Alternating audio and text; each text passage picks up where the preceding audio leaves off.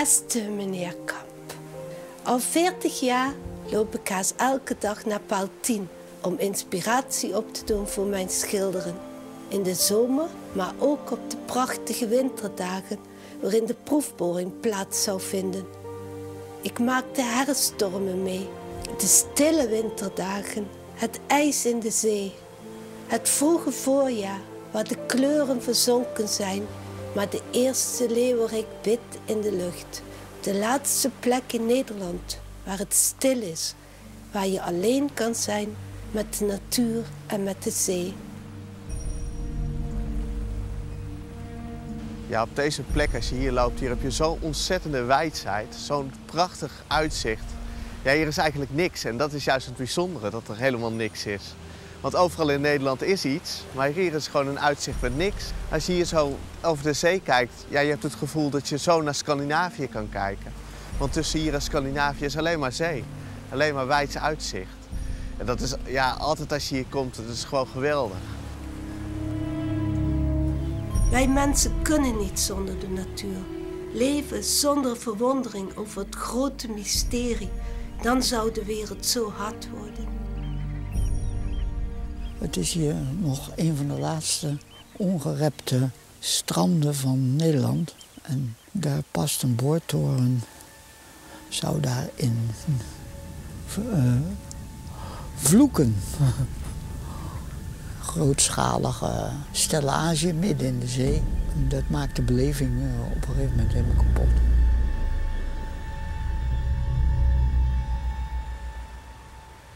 Dit ondergaan moet levend gehouden worden, ook voor onze kinderen.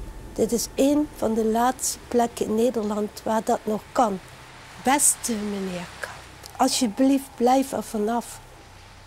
De zeespiegel stijgt al. Als je gas gaat winnen, dan begint de bodem te dalen. En uiteindelijk kan dat het 1 en 1 2 zijn, waardoor er hele stukken van het Waddengebied weg zouden slaan.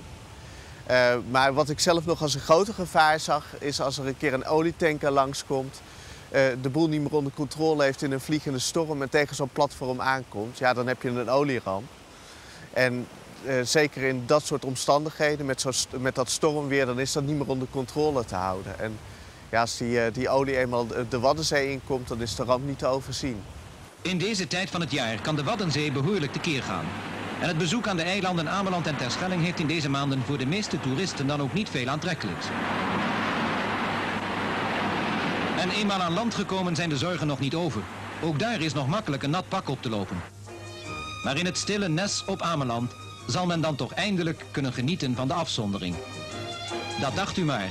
Zodra u de straten betreedt, rijden de meest exotische voertuigen van onder andere Engelse en Duitse maatschappijen voor seismografisch onderzoek u over de tenen. Op de Waddeneilanden is niets minder dan een olieoorlog aan de gang tussen de grootste wereldmaatschappijen die, gewekt door de Groningse aardgasvondsten, allen de eerste willen zijn om in ons hoogste noorden olie of aardgas aan te boren en op grond daarvan een exploitatievergunning te bemachtigen. Minister Kamp van Economische Zaken zegt dat hij na een jarenlange procedure geen ander besluit kan nemen. Hij moet wel toestemming geven voor gasboringen voor de kust van Schiermonnikoog. Nou, toen ik dat voor ogen kreeg, toen kookte ik inwendig van woede. Ik dacht, het zal toch niet gekker worden. Zo'n prachtig natuurgebied als het Waddengebied, daar moet ook nog weer industrie komen. Ik had een berichtje op Facebook gezet en dat had een journalist opgepikt. Dus de volgende dag zat ik al in een radio-uitzending. En ook een aantal eilanders die hadden dat bericht gehoord en die hadden mij ook weer op de radio gehoord. En er was al een werkgroep bezig, want er waren nog meerdere bedreigingen voor het vrije uitzicht vanaf het strand. Nou, toen zijn we meteen in actie gegaan, want er moest echt snel iets gebeuren om dit gevaar af te wenden. Een monnik met een bloemetje in de hand, als een groene monnik, en die schopt hier een boortorentje om. Nou, de mensen die nog weten, ooit de strijd tegen de kruisraketten, die zullen het beeld wel herkennen. Want dat was het vrouwtje wat tegen de kruisraket aanschopte. Aafke Teekema stier eens symbool van dat schoppende vrouwtje. Ze vucht het al 30 hier, op haar eigen, tegen gasboringen om de Waterdeilanden heen.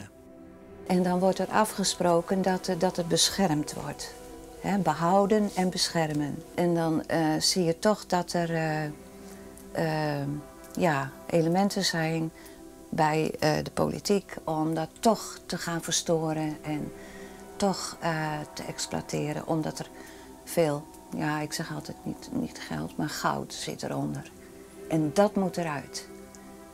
En nou, daar ben ik vaak verontwaardigd over geweest. Ik vind het min en sluw en slim en onwaardig voor zo'n maatschappij. Ik kon niet stilzitten. Dat is een drive. Je wordt gedreven om er dan voor op te komen. Iets wat jou lief is. Het is gewoon, heeft met liefde te maken. Ik ben een milieutrut, dus ik wil dat er geen gas gewonnen wordt. Dus het is gewoon belachelijk. En als je ziet hoe weinig gas ik gebruik, ze kunnen mij afsluiten. Dus dat is onbegrijpelijk. Maaike en ik Aafke beheerden dat de eerste eilanders die haar ongesletten bij de werkgroep Horizon Schiermonnikoog.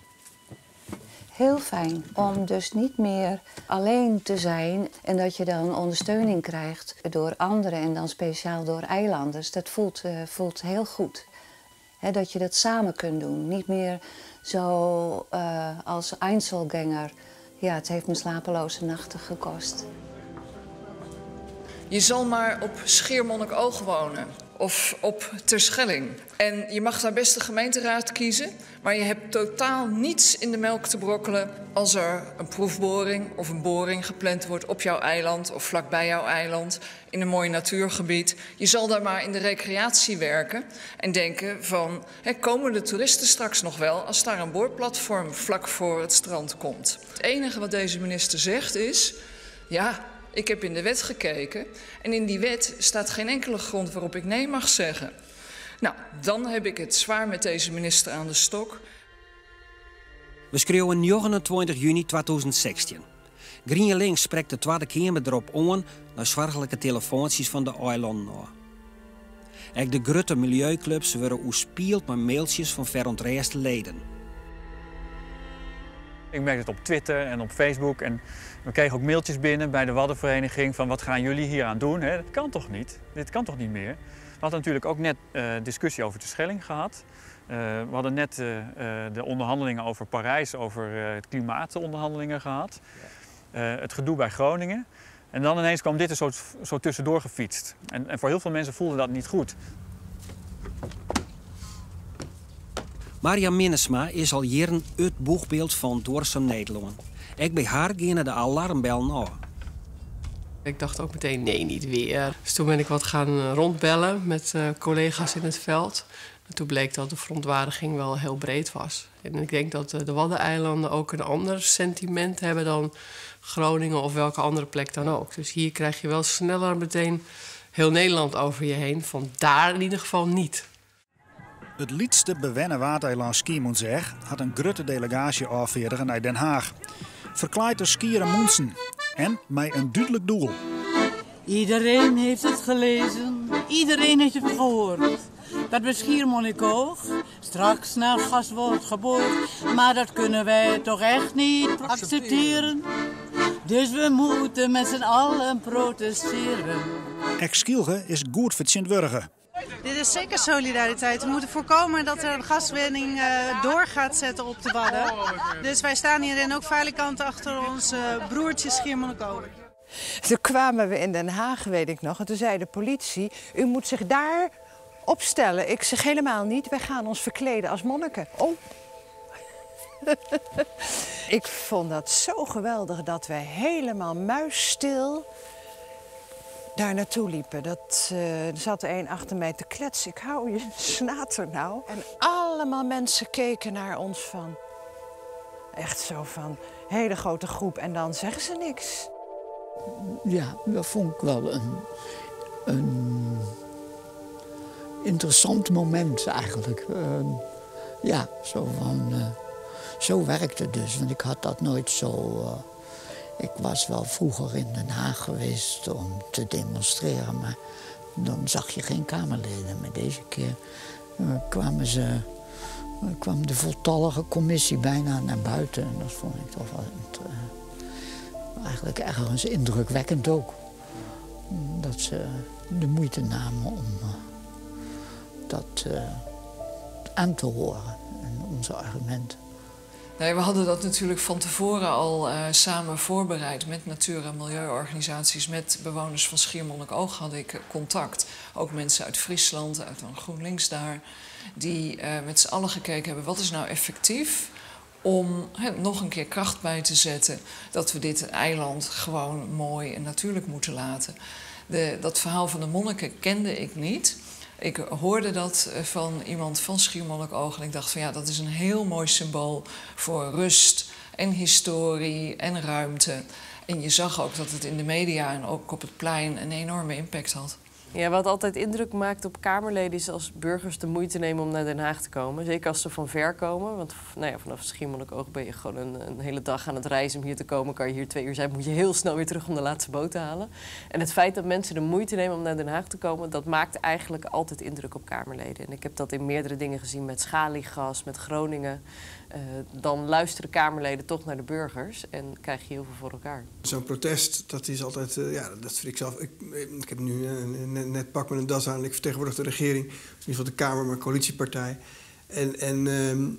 Maar vroeger heb ik ook actie gevoerd en ik ben ook nog wel eens een keer tegen de grond gewerkt, zelfs door de politie, omdat die acties niet werden gewaardeerd. Dus ik weet heel goed hoe dat je zaken mobiliseert en ik vind het ook ontzettend leuk als burgers dat doen. En het geeft ook altijd een beetje extra spanning aan het werk wat je hier doet. Dus dat waardeer ik heel erg. Kijk. Ja, hij is er nog. Ja. En ik ben daar dus heel blij mee met zo'n actie. Dat helpt mij ook om mijn partijgenoten en mijn fractiegenoten te overtuigen.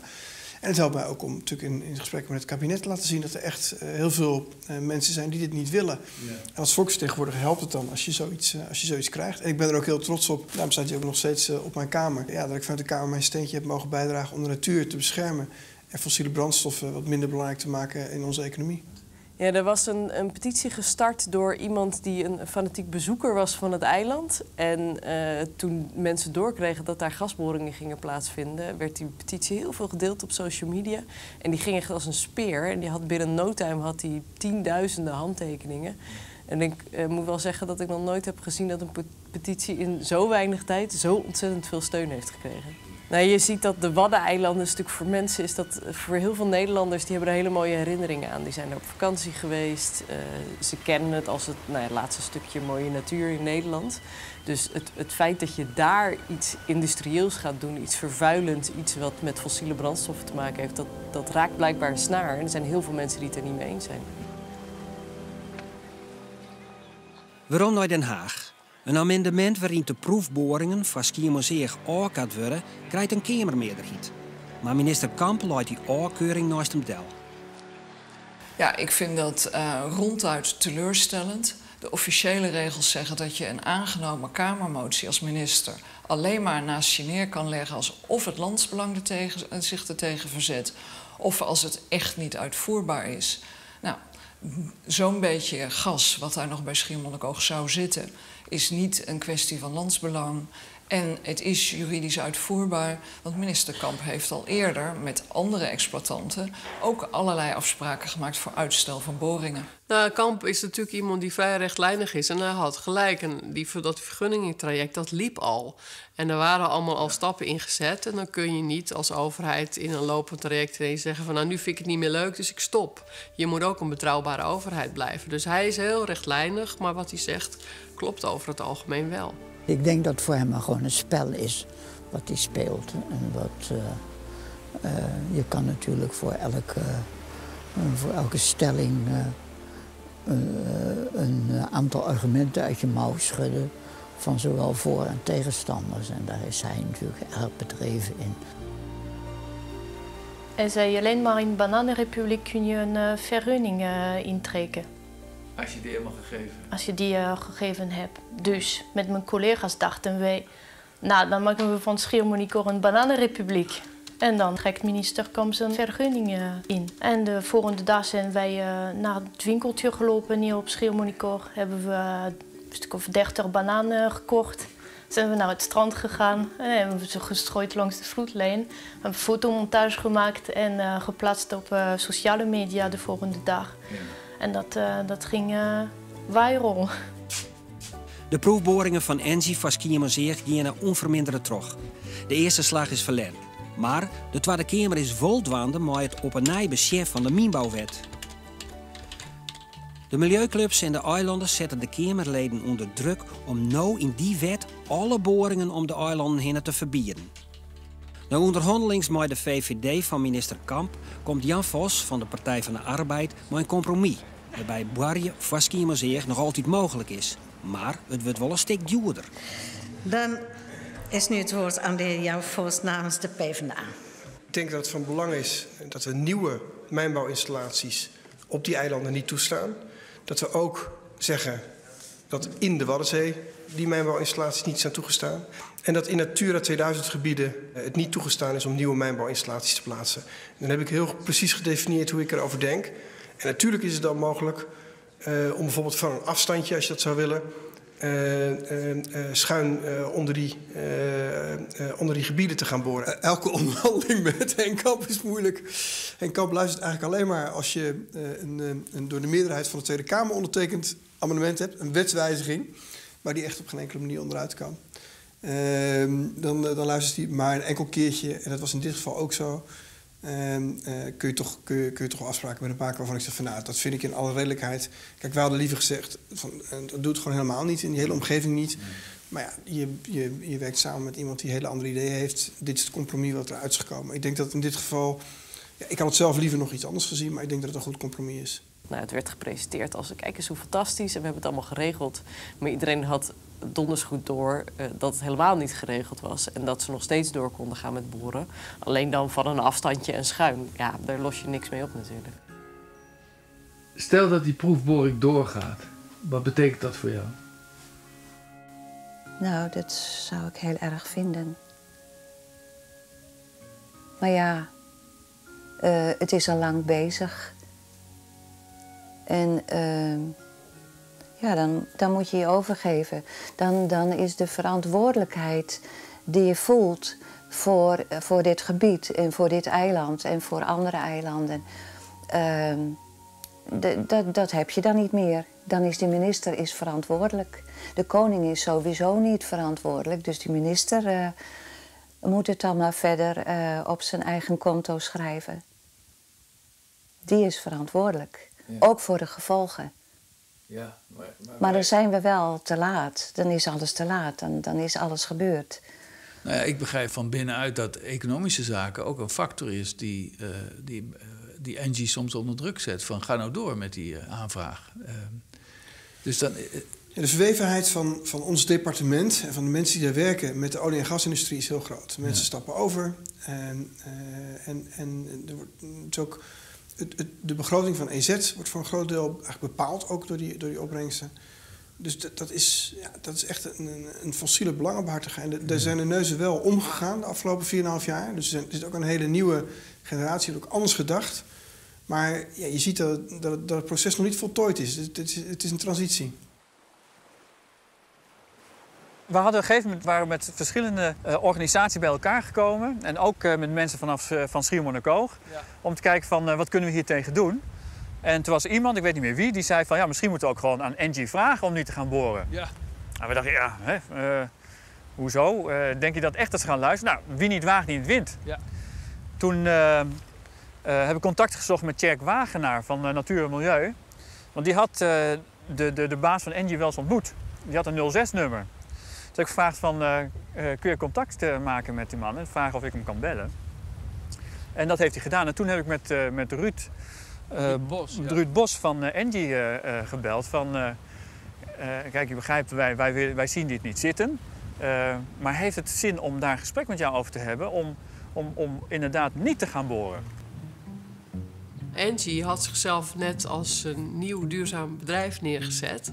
Want die kwam natuurlijk ook uit de oude economie en is aan het omvormen naar een duurzaam energiebedrijf. Heeft daar heel veel geld aan besteed. Nieuwe website, nieuwe mooie woorden, logo, et cetera. Ja, alleen mij dat als je als bedrijf dan ineens... je zet jezelf neer als duurzaam bedrijf, maar je wordt door de maatschappij neergezet als viezerik die Schier ten gronde richt, dat je dat niet fijn vindt. Het is de allerchicste plek van Utrecht. Dus toen we die uitnodiging kregen, toen dacht ik al... Wat zijn ze van plan? Willen ze ons ergens mee gaan paaien? Ik was toch wel heel benieuwd hoe Engie erin ging staan. Want je kan daar gewoon heel erg tegenover elkaar staan en gaan lopen knokken. Maar eigenlijk waren ze vanaf het begin... het was wel opvallend dat de directeur daar zei van... nou, ik wil er eigenlijk wel binnen 3 keer uit zijn. Uiteindelijk is dat natuurlijk de vraag van Engie, van als wij niet gaan boren, wat dan? Wat hebben wij daar dan aan? En daar hebben wij van tevoren hadden we wel over nagedacht. En wat wij als maatschappelijke organisaties kunnen doen, is Engie helpen om te kijken van, kunnen jullie niet met duurzame projecten aan de slag? En uiteindelijk vonden ze dat wel interessant.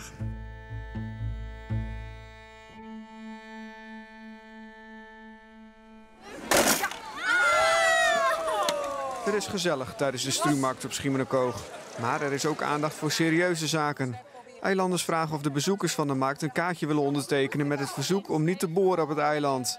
We hebben al een petitie aangeboden aan minister Kamp. En die heeft dat naast zich neergelegd. Dus wij proberen nu echt het bedrijf Engie ervan te overtuigen dat ze het beter niet kunnen doen. Dat we dat niet willen. Dat we dat gevaar niet willen lopen. Chemicaliën in de grond, bodemdaling, horizonvervuiling. Mensen die hier komen, die houden van de natuur. En die zijn zeer wel bereid om een handtekening te zetten. Afgesproken is dat de proefboringen niet doorgaan zolang beide partijen met elkaar in gesprek zijn. Op 3 oktober komt minister Kamp naar Schiermonnikoog op uitnodiging van de werkgroep Horizon. Maar hij is net onder de indruk van het verzet van de eilanders. Nou, de mensen hebben ook een gasleiding die van het vasteland naar Schiermonnikoog loopt. En daar wil graag iedereen gebruik van maken. En dat gas komt ook ergens uit de grond. En andere plekken in Nederland waar gas gewonnen wordt, daar zijn de mensen ook blij met hun omgeving. Vinden ze het ook mooi. Ik vind het daar ook mooi. Dus het is niet zo dat je kunt zeggen van ja, wij willen het hier niet, dus doen we het niet. Je moet gaan kijken waar het beste onder verantwoorde omstandigheden op een verantwoorde manier kan gebeuren. En dat bekijken we nu op dit moment of dat hier bij Schiermonnikoog kan. Waarom moeten we niet doorgaan met gas? Nou, we hebben klimaatverandering. En we moeten binnen 15 jaar van alle olie, kolen en gas af. En het is niet zo dat gas een transitiebrandstof is zoals sommigen die daar geld aan kunnen verdienen ons willen doen geloven. Gas moet ook in 15 jaar terug naar 0. En anders gaan we gewoon 2, 3, 4 graden op aarde extra krijgen. En dat is niet een leefbare aardbol. Dus voor mij is het heel belangrijk dat we ook gaan laten zien, ook aan de mensen, niet alleen aan politici, dat er een einde is aan gas en dat je dus eigenlijk voor elke nieuwe gasboring zou moeten gaan liggen. Het is gewoon onze verantwoordelijkheid om te zorgen dat waar de samenleving op dit moment nog op 94% fossiele energie draait, om te zorgen dat het op een nette manier door kan blijven gaan. En van die fossiele energie is gas de minst belastende, de meest milieuvriendelijke vorm. En dat betekent dat het heel goed is als je probeert om optimaal gebruik te maken van gas. Aardgas dat is methaan, dat is CH4. Bij het winnen van aardgas komt er altijd ook heel veel vrij bij de winning. Dat gaat dus rechtstreeks de lucht in. Dat is dan een 86 keer sterkere broeikast dan CO2. En als je het gebruikt en verbrandt, dan komt er CO2 vrij. Nou, beide zorgen voor extra broeikasgassen en extra opwarming daardoor. En daar moeten we dus mee stoppen. Wij zijn per saldo een exporterend land op dit moment. Maar als wij consequent nee zeggen tegen alles waar het woord gas maar in voorkomt. Of het nou in Woerden is, of het is op Schiermonnikoog, of de Schelling, of het is in Groningen, waar het ook is. Als wij consequent overal nee tegen zeggen, dan zijn wij geen exporterend land meer. Dan kunnen we ook niet onze eigen behoeften voorzien. Dan moeten we het aan gaan voeren uit het buitenland. In 2050 moeten we eigenlijk onafhankelijk zijn van fossiele energie. Ik ben daar ook van overtuigd. De mensen rekenen erop, die vertrouwen erop dat de regering een verantwoorde overgang naar duurzame energie maakt. En daar hoort ook bij dat wij in die overgangsperiode aandacht blijven besteden aan fossiele energie. En dat we binnen die fossiele energie ook de schoonste vorm gas optimaal benutten. Nou, minister Kamp is in het afgelopen jaar steeds meer de goede kant op gaan draaien. Hij heeft meermaals voor de tv gezegd, aardgas is eindig, we gaan van het gas af, huizen worden energie-neutraal zonder gas en dat soort dingen. Heeft hij vrij sterk gezegd. Dus de boodschap dat gas er uiteindelijk uitgaat, heb ik de indruk dat door minister Kamp dat bij de bevolking terecht is gekomen. Want dat was daarvoor helemaal nog geen onderwerp. Het tweede peteer tussen Engie en de coalitie van milieuclubs die beginnen op 28 november in het AI-gebouw in Amsterdam. Is voor Engie de optie skier exit een reële mogelijkheid? Wij hadden zelf voorafgaand aan het gesprek gezegd van nou, we hebben geen zin meer om eindeloos te praten. We willen nu spijkers met koppen slaan. We willen nu dat jullie zeggen dat je stopt met die boring, anders gaan wij door met de campagne. Urgenda en Milieudefensie zijn organisaties die zich meest met klimaatverandering bezighouden. En een organisatie als de Waddenvereniging of mensen vanuit Schiermonnikoog waren natuurlijk vooral bezig met het gebied. Ja. En dus ik vond het ook wel logisch dat Urgenda en Milieudefensie vooral moesten kijken in hoeverre ze overeenstemming konden vinden met ENGIE over wanneer moet het fossiele gebeuren uitgefaseerd zijn. Mijn positie is dat ik voor elke nieuwe boring wil gaan liggen. Dus dat ik niet acceptabel vind dat ze vervolgens ergens anders alsnog een nieuwe boring gaan plegen. Ik kan me heel goed het moment herinneren dat we dan de lift instapten. Toch als een beetje, kleine jongetjes eigenlijk, gingen we de schoolklas, gingen die lift omhoog. En wat wordt ons medegedeeld? Want we hadden het zelf natuurlijk niet helemaal in de hand. Nou, wat hij letterlijk zei, weet ik niet meer. Maar het kwam er voor mij in ieder geval op neer dat hij aangaf van nou, wij willen wel stoppen. Maar ik wil ook iets kunnen zeggen tegen mijn hogere management in Parijs en mijn partners. Dus wat zou ik nog voor positiefs eraan kunnen koppelen? Dus de ene kant was dat ze dan wilden helpen op Schiermonnikoog met het verduurzamen. Want zij willen natuurlijk een duurzaam energiebedrijf zijn. Dus ze willen meedenken met Schier, hoe kunnen die energie-neutraal worden. En ze hebben natuurlijk nog wat andere belangen in het Noordzee-Waddenzeegebied, waar ze nu al plekken hebben. En daar hopen ze dan dat we dan niet met ons bootje gaan liggen.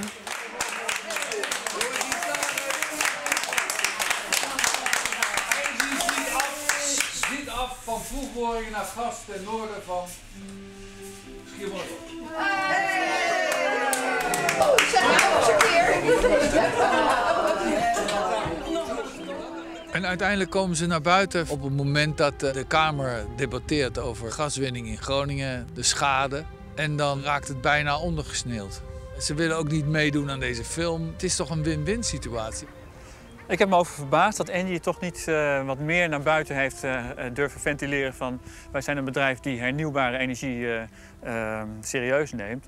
En dit is een stap die wij doen ook omdat wij geloven in ons nieuwe beleid. En ik vind dat ze dat wel vrij mager naar buiten hebben gebracht. In dit gebied hebben we heel lang gedacht dat grote mijnbouwbedrijven die waren niet tegen te houden. Dat je nu daadwerkelijk een bedrijf kunt vragen om het niet te doen. En dat er gehoor aan wordt gegeven, dat is toch wel een nieuwe fase.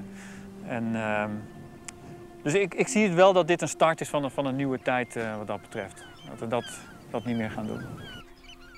En in die zin zijn de boortorens bij Schier ook een symbool geweest om die transformatie mogelijk te maken. Want het is natuurlijk voor iedereen voorstelbaar dat daar op die prachtige Waddenzee, dat daar die fossiele energiewinning helemaal niet thuis hoort. Dat het een symbool is voor alles wat mooi is aan Nederland en alles wat we eraan kunnen verpesten als we de verkeerde beslissingen nemen.